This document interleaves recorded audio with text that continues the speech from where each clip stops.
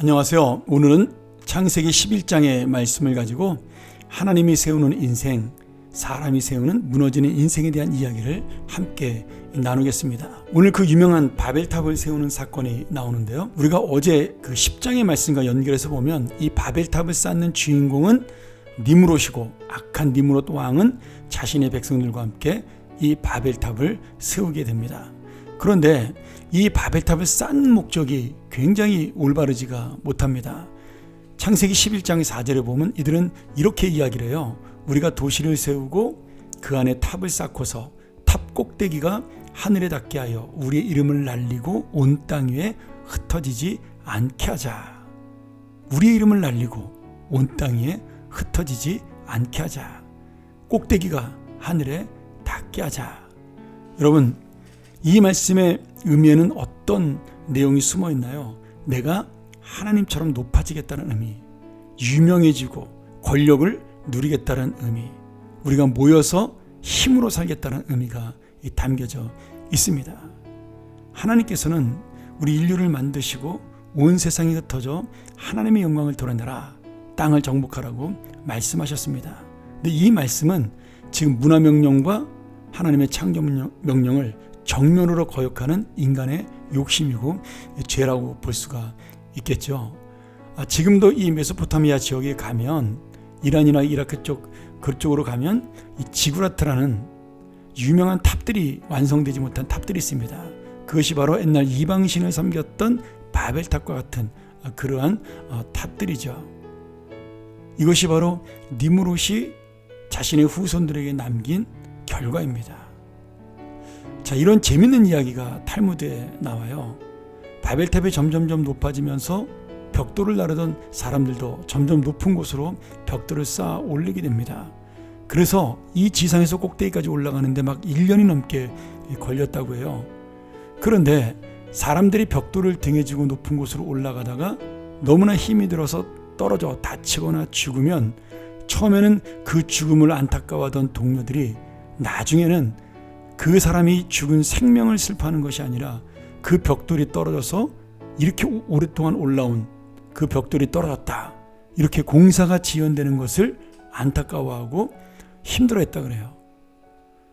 그러니 여러분, 이 탑을 세울 때 사람들은 우리가 홍수로에서 이제 구원을 받고 아무리 비가 와도 이 탑 꼭대기에 있으면 살아난다, 어떤 그런 목적도 있었다 그러죠.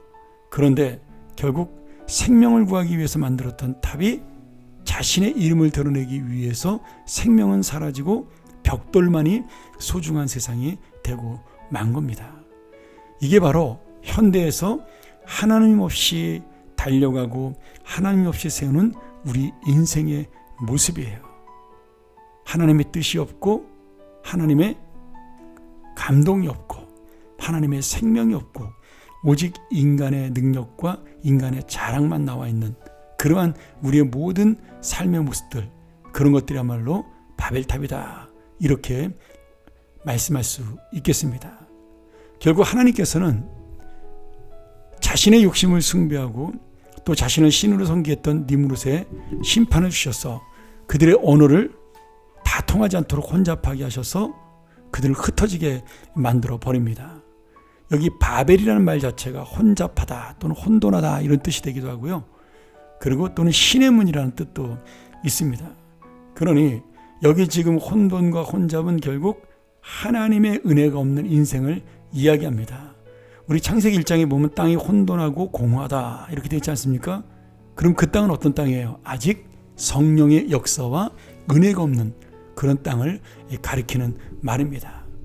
그러니 지금 이 사람들의 그 바벨탑을 세운 사건 역시도 인간의 혼돈 속으로 들어가고 하나님의 은혜가 없고 성령의 감동이 없어 자신들만의 그 어지러움 속에서 그저 욕심 따라 살아가는 인생을 의미하게 된 것이죠.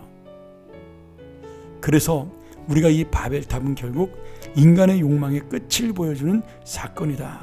그리고 그 결국은 혼돈한 세상을 만드는 것이다. 그렇게 우리가 하나님의 은혜를 나눌 수가 있겠습니다. 놀랍게도 예수님께서 이 땅을 떠나시면서 내가 너희에게 보혜사 성령을 보내주시겠다 이렇게 말씀하시지 않았습니까? 그리고 그 성령이 강림하셔서 가장 먼저 일어난 사건이 뭐냐면 베드로하고 요한이 주님의 말씀을 전할 때 만국방언으로 서로 다른 말을 했지만 전 세계 모든 사람이 들을 때 한 언어로 들렸던 그 놀라운 사건이 바로 이 성령 강림의 첫 번째 기적이었어요. 결국 혼잡해진 세상의 언어를 하나님의 언어로 하나가 되게 한 것입니다. 무슨 말이에요?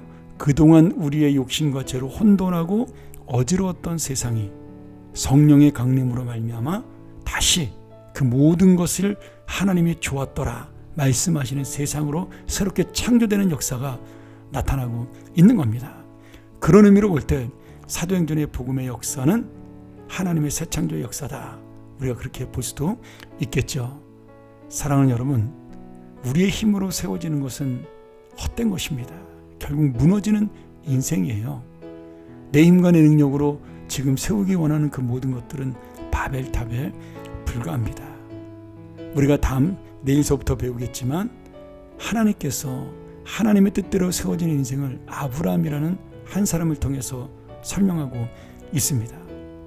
변방의 그 작은 사람, 변두리에 이름 없는 사람처럼 보이지만 그가 하나님의 말씀 앞에 은혜 앞에 순종하고 그 뜻을 따랐더니 그를 통해 하나님 나라가 세워지고 하나님 역사가 이루어집니다. 여러분, 이 세상은 하나님의 통치는 권력자와 능력 있는 자로 이루어지는 것이 아니라 믿음 있는 자요 순종하는 자의 은혜로 이루어집니다. 오늘 우리 모두 하나님이 준비하신 새로운 아브라함 그리고 새로운 하나님의 나라를 세우는 그런 인생이 되고 내가 오늘 하루를 살아가며 바벨탑을 쌓는 인생은 아닌가를 다시 한번 돌아보면서 내가 있는 자리에 성령의 은혜가 있고 성령의 능력이 나타나는 성령의 감동과 역사가 있는 그런 인생의 모든 하루하루의 삶의 자리가 되기를 주의 이름으로 축원합니다. 함께 기도하죠. 자비하신 아버지 하나님, 오늘 우리가 다시 한번 우리의 인생과 우리 살아가는 삶 속에 이 성령의 은혜와 자비하심을 구합니다. 혼돈하고 어지러운 나의 인생, 힘들고 답답한 나의 인생, 주님의 은혜가 없어서 그렇다는 사실을 깨닫고 다시 한번 우리가 이 성령의 은혜를 깨달아 바벨탑을 쌓고 살았던 우리의 인생, 이 나라와 이 민족 안타깝게 여기서 하나님의 새로운 질서, 하나님의 새로운 창조, 하나님의 새로운 생명이 나타날 수 있도록 역사하여 주시옵소서. 오늘 하루의 삶 혼돈을 넘어 하나님의 놀라운 은혜로 나아가는 믿음의 삶 될 수 있도록 축복하여 주시옵소서. 예수님의 이름으로 간절히 기도합나이다. 아멘.